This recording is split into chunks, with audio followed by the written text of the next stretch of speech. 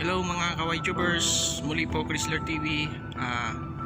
Nandito po kami ngayon sa cargo hold number 5. Ang gagawin po namin ngayon is mag-a-apply po ng chemical. Kasi po ang pangarga namin ay met coal. So kailangan pong applyan ng chemical itong buong bulkhead ng protection na rin po siya sa stain. So yan po yung purpose ng chemical na aming i-apply para pag discharging po namin hindi po siya mahirap linisan.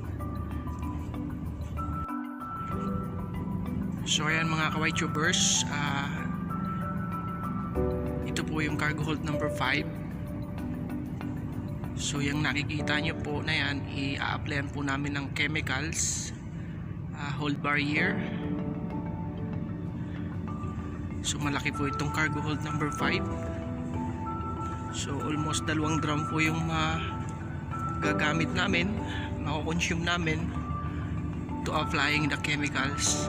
So nagbago po yung pangarga namin, kaya mag-a-apply po kami ng chemicals. Dati ang pangarga po namin is grains, ngayon napunta po kami sa met coal. So kailangan po naming applyan ng chemical ang bawat bulkheads, part area ng bulkheads, para paglinis po namin madali lang po siyang linisan. So din na-applyan na naman siya ng chemical pag maglilinis po ulit kami ng bodega. So ayan mga ka-YouTubers, mag-i-start na po kami.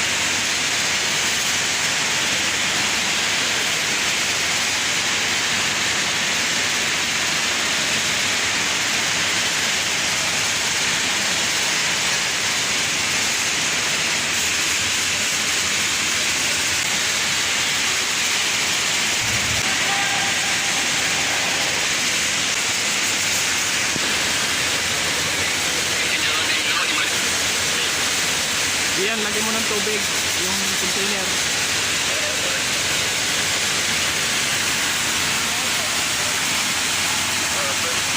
Yan, pasok. Yan, pasok.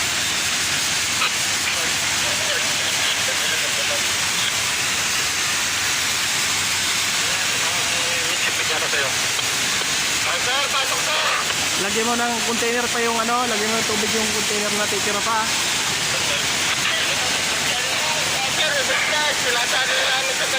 Wala na sir.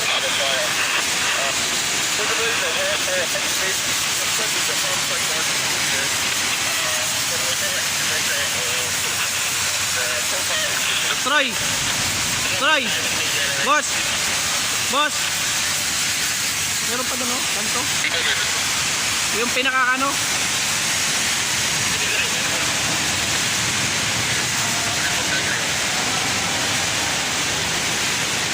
So ayan mga ka-YTubers, kailangan mabilisan po yung apply nga gawa ng sayang po yung chemical. So ang procedure po ng apply niyan is ayan, nakikita nyo po, sweeping siya ang apply from below to top.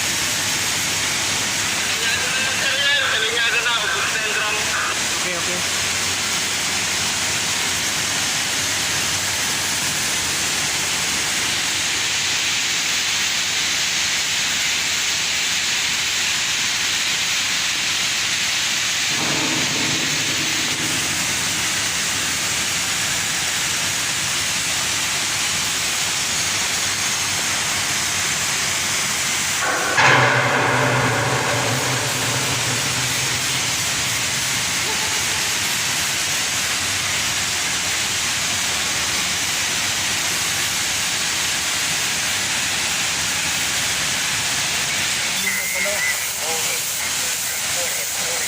Ganda sana matapos na ba para walang ano kasi bigla naman dito mo. Yung lang ko naman dito bigla lang. Oo.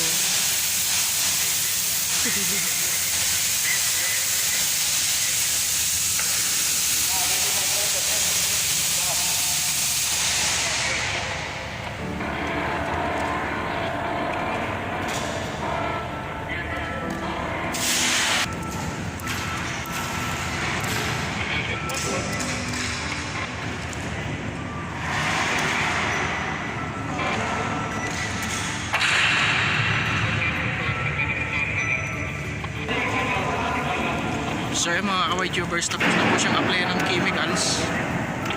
So para po siyang wax.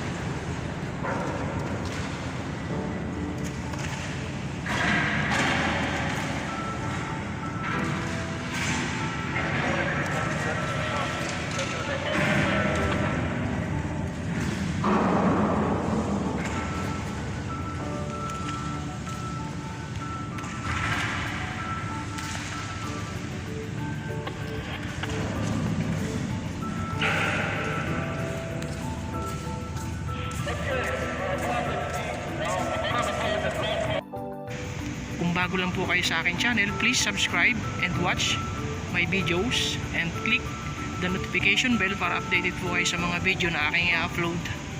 At salamat po sa inyo mga ka-YTubers sa mga nagsasubscribe. Shout out po sa inyong lahat at God bless all po sa inyo.